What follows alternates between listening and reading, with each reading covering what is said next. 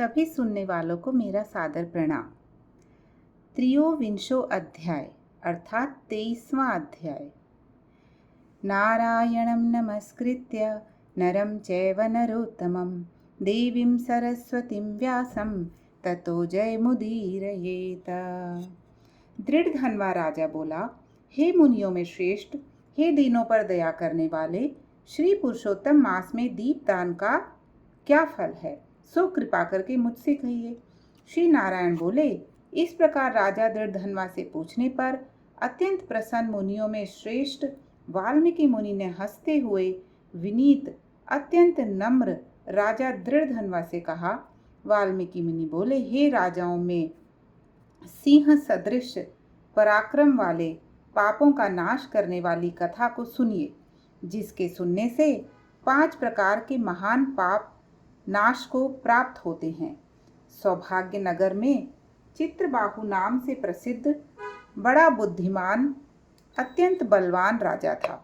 वह क्षमाशील, समस्त धर्मों को जानने वाला, शील रूप और दया से युक्त, ब्राह्मणों का भक्त, भगवान का भक्त, कथा के श्रवण में तत्पर, हमेशा अपनी स्त्री में प्रेम करने वाला, पशुपुत्र से युक्त, चतुरंगिनी सेना से युक्त, ऐश्वर्य में कुबेर के समान था। उसकी चंद्रकला नाम की स्त्री 64 कला को जानने वाली, पतिव्रता, महान भाग्यवती, भगवान की भक्ति करने वाली थी। उसके साथ युवा चित्रबाहु राजा पृथ्वी का भोग करने लगा, बिना श्री कृष्ण के दूसरे देवता को नहीं जानता था।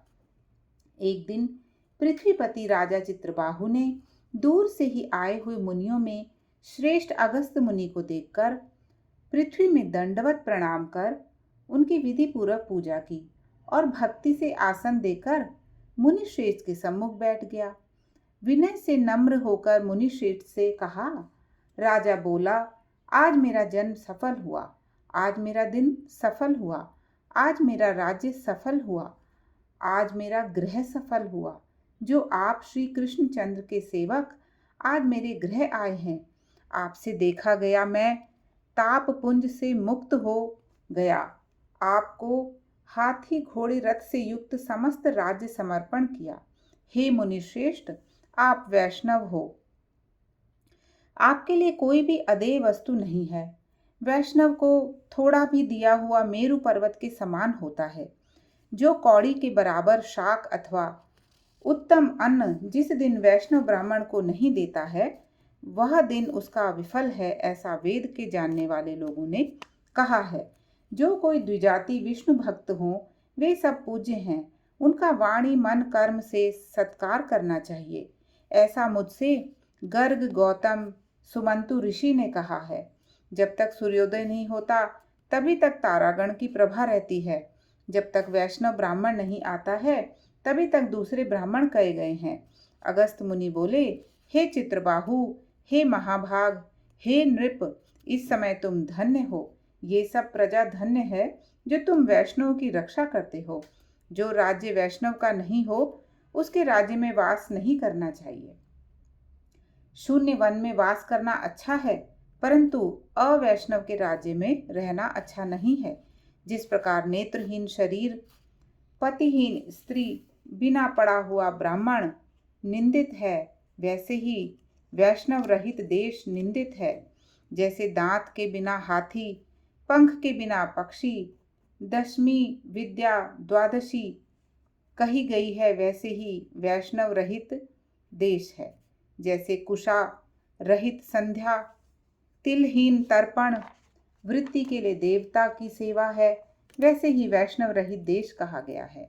जैसे केशों को धारण करने वाली विधवा स्त्री, स्नान रहित व्रत ब्राह्मणी में गमन करने वाला शूद्र है, वैसे ही बिना वैष्णव का राष्ट्र निंदित है। जो श्री कृष्ण चंद्र के चरणों का आश्रय करने वाला है, सत्पुरुषों से राजा कहा गया है, उसका राष्ट्र हमेशा वृद्धि को पाता है और उसकी प्रजा सुखी होती है। हे राजन, जो मैंने तुमको देखा इसलिए मेरी दृष्टि सफल हुई है। भगवत भक्त आपके साथ बात करने से आज मेरी वाणी सफल हुई है। हे राजन, मेरी आज्ञा से यह राज्य तुमको करना चाहिए। मैंने इस राज्य में तुमको प्रतिष्ठित किया। तुम्हारा कल्याण हो, मैं जाऊंगा। श्री नारायण बोले। इस प्रकार कहकर जाने की इच्छा करने वाले श्रेष्ठ मुनि अगस्त को चित्रबाहु राजा की पतिव्रता स्त्री ने परम भक्ति के साथ प्रणाम किया। अगस्त मुनि बोले, हे शुभे, तू सदा सौभाग्यवती हो और भक्ति से पति की सेवा कर। श्री गोपीजन के वल्लभ श्री कृष्ण चंद्र में तेरी सदा दृढ़ भक्ति हो। इस प्रकार आशीर्वाद देते हुए अगस्त ऋषि से विनय पूर्वक सिर नवाकर और अंजलि बांधकर चित्रबाहु राजा ने फिर कहा, हे विप्रेंद्र, यह विलुप लक्ष्मी कैसे हुई? निष्कंटक राज्य कैसे हुआ? यह मेरी स्त्री इतनी पतिव्रता कैसे हुई? और मैंने कौन सा पुण्य किया था? हे विप्रेंद्र, यह सब मेरे से आप कहिए, मैं आपकी शरण में आया हूँ। हे मुनीश्वर, आप हाथ में स्थित दर्पण के समान सब जानते हो। श्री नारायण बोले। इस प्रकार राजा चित्रबाहु के कहने पर मुनिश्रेष्ठ अगस्त्य एकाग्रचित होकर राजश्रेष्ठ चित्रबाहु से बोले, हे राजन, मैंने तुम्हारे पूर्व जन्म का चरित्र देख लिया है। इतिहास के सहित प्राचीन उस चरित्र को कहता हूँ। तुम सुंदर चमत्कारपुर में शूद्र जाति में जीव हिंसा करने में तत्पर मणिग्रीव कामधारी तुम हुए। सो तुम नास्तिक, दुष्ट चरित्र वाले, दूसरे की स्त्री को हरण करने वाले, कृतघ्न, दुर्विनीत, शिष्टाचार से रहित, और तुम्हारा यह जो स्त्री है, यही पूर्व जन्म में भी स्त्री थी। यह कर्म, मन और वचन से पति सेवा में परायण थी। पतिव्रता, महाभागा, धर्म में प्रेम करने वाली, मनस्विनी, इसने कभी भी तुम्हारे विषय में दुष्ट भाव नहीं किया।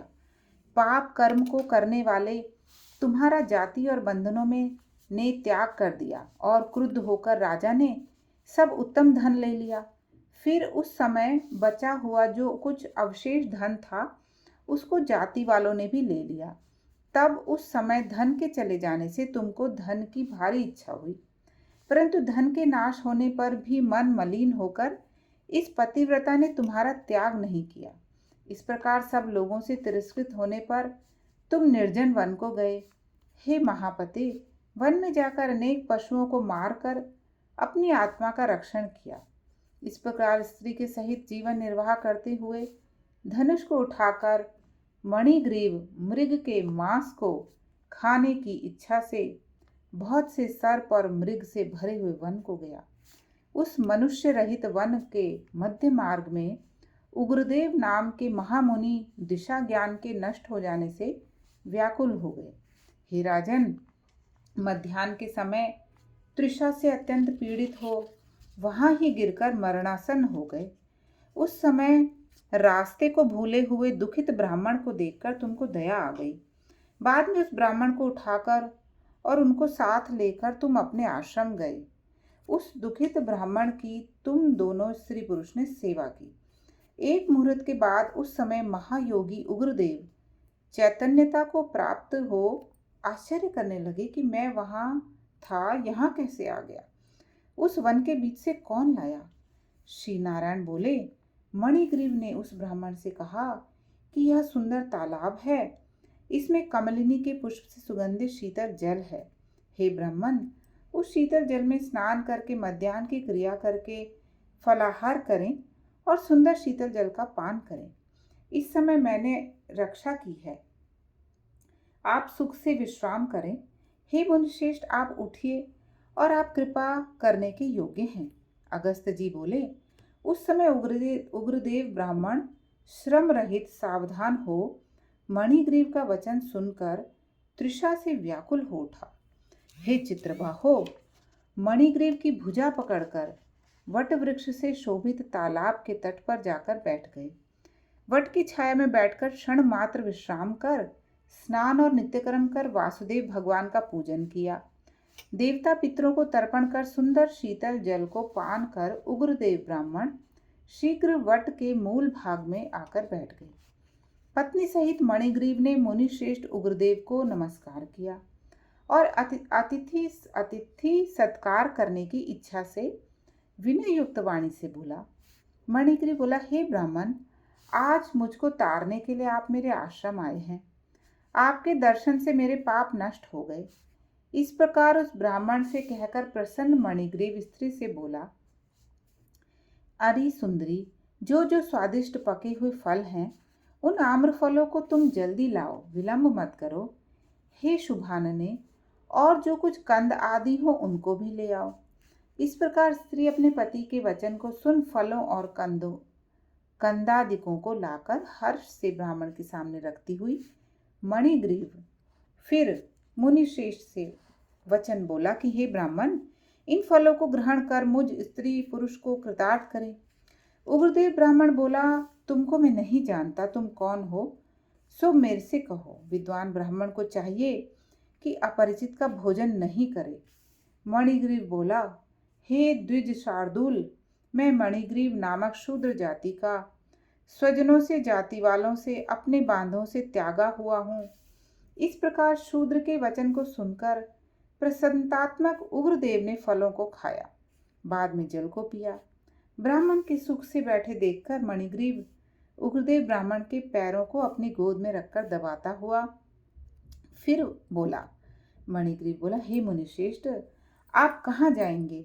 इस निर्जन जल रहित हिंसक जंतुओं से भरे दुष्ट वन में कहाँ से आए हैं?